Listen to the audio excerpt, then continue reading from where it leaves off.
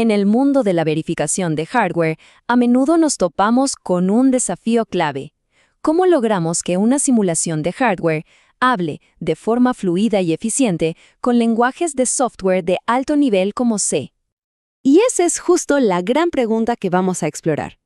¿Cómo se construye un puente que sea robusto, que sea eficiente, entre una simulación de hardware que vive en el mundo de System Verilog y todo el ecosistema tan potente del lenguaje C? Bueno, esta es nuestra hoja de ruta. Vamos a empezar viendo cómo se hacían las cosas antes, para luego saltar a la solución moderna, el DPI. Analizaremos cómo se mueven los datos, cómo se conecta con C++, e incluso cómo la comunicación puede ir en ambas direcciones. Y al final, veremos por qué todo esto es un cambio tan grande.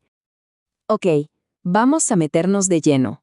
Antes de que tuviéramos la solución moderna, existía algo llamado la interfaz del lenguaje de programación, o PLI por sus siglas en inglés. El PLI era potente, no hay duda, pero usarlo era como querer construir un puente con palillos. Para algo que debería ser simple, como llamar a una función en C, había que escribir, docenas de líneas de código súper complejo. Era una lucha constante con conceptos como call frames o punteros de instancia. Y además, era lento. Copiaba datos de un lado para otro, lo que no solo frenaba la simulación, sino que también creaba el riesgo de corromperlos. Un verdadero dolor de cabeza. Afortunadamente, System Verilog llegó con una forma mucho mejor de hacer las cosas. La interfaz de programación directa, o DPI. Y la diferencia es literalmente como la noche y el día.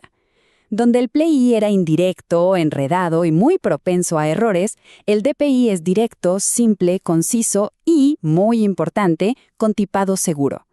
La sobrecarga en la simulación se reduce drásticamente, haciendo que todo sea muchísimo más eficiente. Y aquí se ve la verdadera elegancia del DPI. Lo que antes eran docenas de líneas de código súper engorroso con el PLI, ahora es una sola y simple declaración import. Es como decirle a System Verilog, oye, esta es la función en C que quiero usar. Y listo, toda la complejidad simplemente desaparece. Muy bien, pero ¿cómo viajan los datos exactamente a través de este nuevo y flamante puente entre System Verilog y C?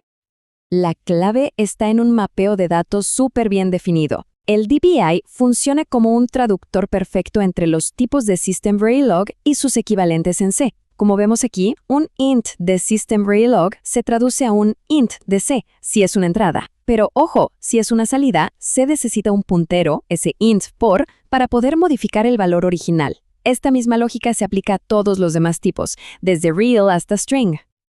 Así que, el secreto es seguir estos 3 sencillos pasos.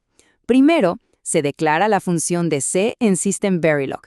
Segundo, se especifica la dirección de cada argumento, si es de entrada, de salida o de ambos. Y tercero, y esto es crucial, hay que asegurarse de que los tipos de datos coincidan en ambos lados del puente. Si se siguen estas reglas, los datos fluyen sin ningún problema.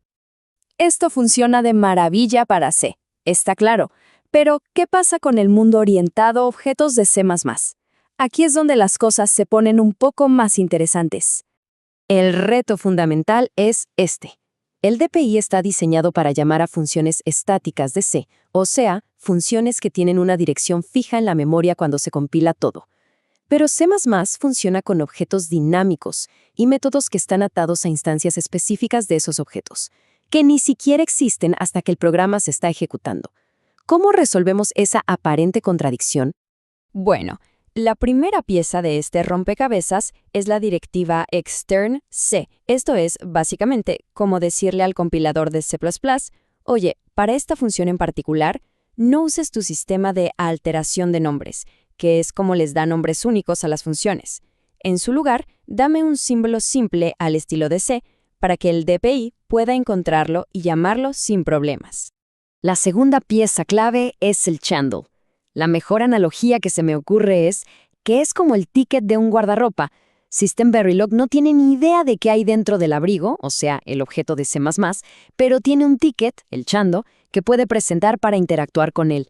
Es un puntero seguro, opaco, que permite hacer referencia a un objeto específico sin tener que entender nada de su estructura interna. Y así es como se unen todas las piezas.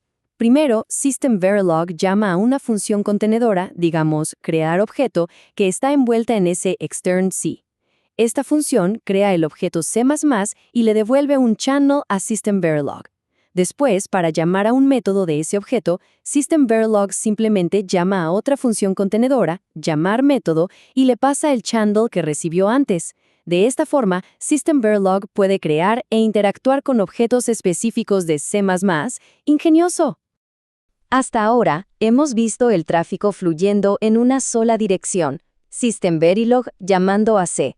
Pero lo genial del puente del DPI es que es una autopista de doble sentido.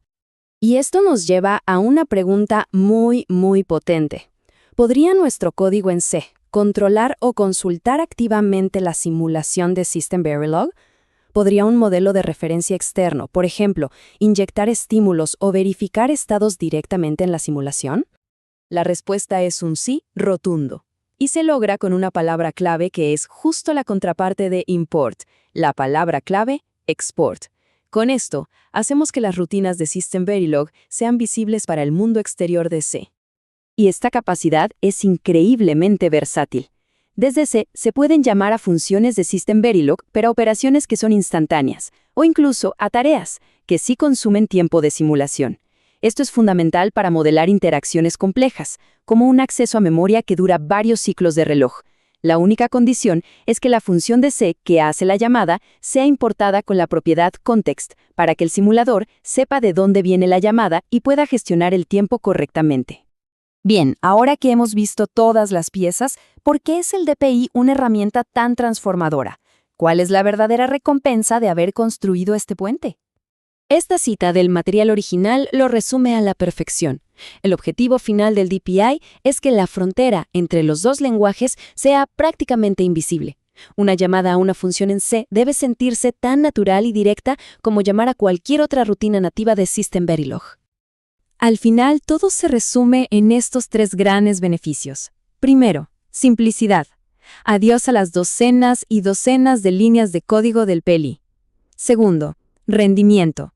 Al ser una conexión directa es mucho más rápida. Y tercero, y quizás lo más importante, la reutilización. Esto permite integrar cantidades enormes de código C y C++ que ya existe, modelos de referencia, generadores de estímulos, bancos de prueba, directamente en un entorno de verificación moderno de System Verilog. Y esto nos deja con una pregunta final para reflexionar.